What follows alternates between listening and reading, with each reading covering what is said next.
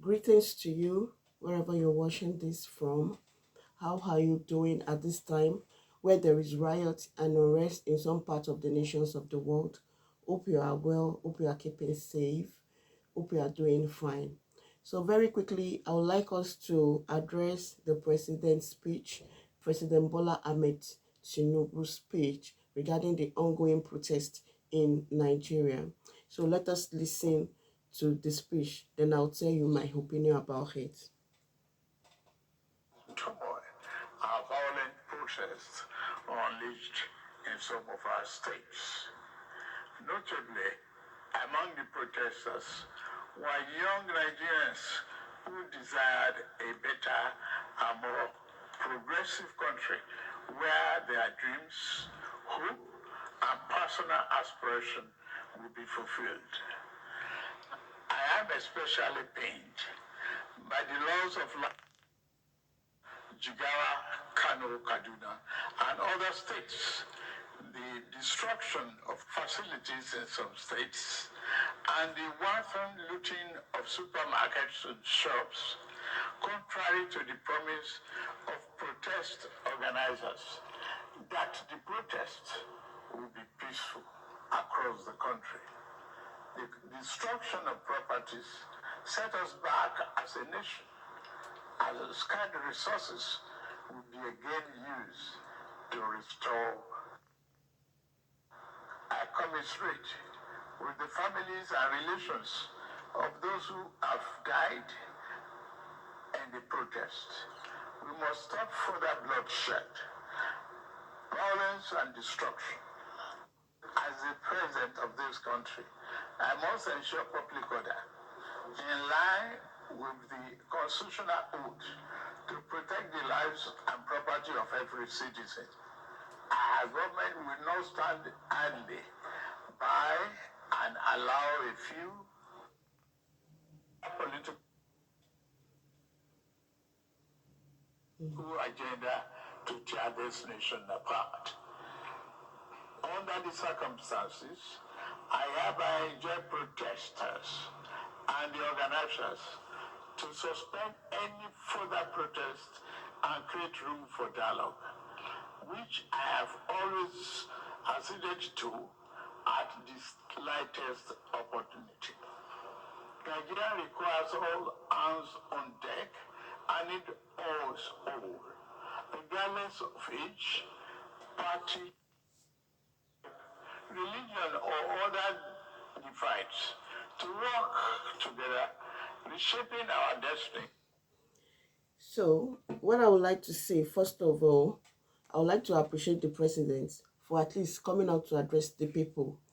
The president addressed the people. He didn't address the demands of the people. He didn't address what the people were protesting for. His speech, to me, lacks empathy. He started his speech by saying the people, the protesters, weren't peaceful. They were all about destroying properties. There was loss of life. There were loss of properties and all that. But he said, in his words, he said the protest was being sponsored by opposition, that the youth shouldn't let those people who are against his government push them to do the unthinkable. No, President, this protest wasn't sponsored by anyone. If you know what is going on the land, the people came out because they were hungry. Hunger is on the land. The protest is even tagged hunger protest. The people are hungry. The people are hungry. That's why they came out to say no more bad governance. I don't think the president has got a listening ears. He would have at least listened and say, oh, we have heard you. We know we have had what you wanted. We're going to work towards it. We're going to make food available and, let them see reasons with you. But no, it didn't provide any solutions to whatsoever the people are demanding for. And he wanted them to stop the protest. He wanted the protest to stop by saying that, oh, the people did go against the they went against what they agreed upon by saying that the protest will be peaceful. The protest wasn't peaceful. They were going about looting shops, destroying properties, and all sorts. Why not the president saying that, oh, we're going to sacrifice? We know that things are hard. At this hard time, I am ready to sacrifice. Because all what we have been hearing is, oh, you need to sacrifice. The people has to sacrifice. But the people, they already sacrificed. They are pushed to the wall. And it is now your turn to sacrifice. Why not think towards the night that, okay, we have heard your cry, we are going to sacrifice. Oh, starting from me as the president, I'm going to cut down on my allowance, I'm going to cut down my salary, even the private jets of over 100 million or thereabout that I purchased, I'm going to return the private jet. Since I already have one, I don't need another.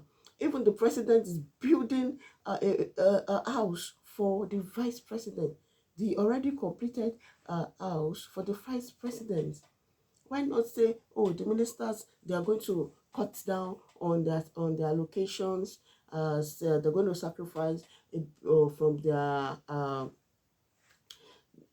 their salaries and all that. Why not say something that, talk about how the full price, the full price is going to come down, and everybody will be of beneficiary. There will be food. There will, things will be easy, and these people will go in. Nobody wants to protest forever. Just that they are bringing it to you what they want, but you are not addressing their needs. The president did not even mention any way forward. In his words, he thought the protest was being sponsored. No, the protest wasn't sponsored by anybody. There was no opposition sponsoring anything. As a matter of fact, the people came out from their own free will that, no, this hunger is too much.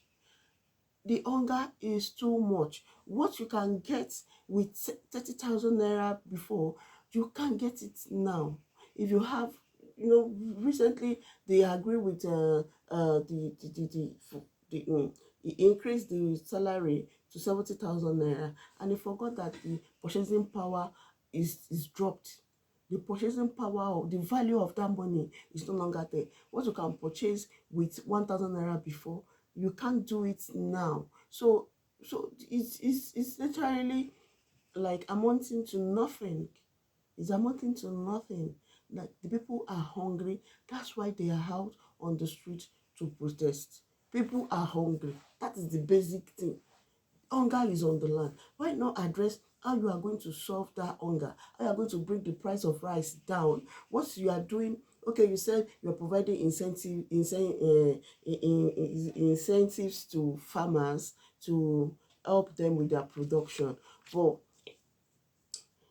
when they start when now that you're providing it, when will the food be available for the people? You never made mention of, oh, by so time everything will be all right. There'll be food on the land, there'll be buoyancy, and things will return back to normal. The fuel price will drop. You didn't make mention of that. And even recently, I watched a video about the Yaloja, his daughter, going about in the market, telling the market women to tell their children, tell their young ones not to come out to protest. There's nothing like protest. It's a way to distract the government. The government is working. If you want to say a government is not working, you have to wait till 3 years before you can know that a government is not working. Abba. 3 years, when a term is 4 years. So apparently, if you are doing nothing for the whole of 3 years, is it 1 year that is left that you'll be able to do something? And will you be able to do something for the 1 year that is left, when you've got a whole lot of 3 years and you didn't do anything? The woman was saying, oh, you have to tell your children, tell them not to come out for protest. There is nothing like protest. Before you can say that the government is not working, you have to wait for 3 years. Come on. Come on, that's not nice enough. We have to treat people fair. The people the people of your country. You have to treat them well, give them listening ears, attend to their demands, meet their demands. They're not asking for too much, they're just asking for food. When there is food, people will have energy to work. Make life comfortable for them. That is all what they're asking for. Stop this herdsmen going into people's farms, destroying their farms. This is the end result of all this herdsmen going destroying people's farm, killing farmers. People are no longer they are afraid to go back to farm because of what has happened. Because of the occurrences that's taking place. People are no longer interested in going back to farm. They're no longer interested in farming. They have moved out to of the rural area to the urban place to look for another job because they keep killing them on their farms. The herdsmen keep destroying their crops. Why not address that issue? Why not address the issue? Give the farmers, let them know that they are safe when they go back to farm. These are the issues we want to hear. Not for us to just say, oh, stop protesting, stop protesting, stop protesting. The energy you channel in inviting the kings to Abuja to, I don't know what will have transpired before they can now come out to say, oh, don't protest, don't go out, tell your children not to protest, tell your children not to go out to, that energy you use to invite those kings to Abuja, why not use it to address the nation? Why not talk to us like, oh, okay, we have heard you, we know what you want, we are working towards that. Tell us your plan, the plan in place to achieve all what you say. Oh, you bring in investors, you do that. There is hunger on the land, you're saying you bring in investors. They are asking that, they just want food. Food. That is what that is the demand of the people. Food is what the people needed. So we urge Mr. President, the Lord will give you grace to do more, to attend to the needs of these people, to meet up with the demand of the people. What are the demands of these people? Give them food. Give them food. The money they have, they can't. You go to market, I say it. The purchasing power is dropped. The value of naira is gone down. What you used to buy before for 1 naira, you can never get it for 5 naira.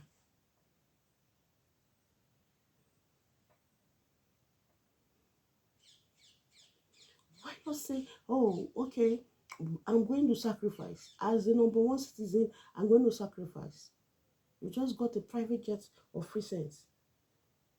You're building 21 million naira house for the VP, the house for the VP vice president. All these ones, I don't know. You're making life comfortable for yourself. You're not putting your citizen first. The citizen should come first. Even before this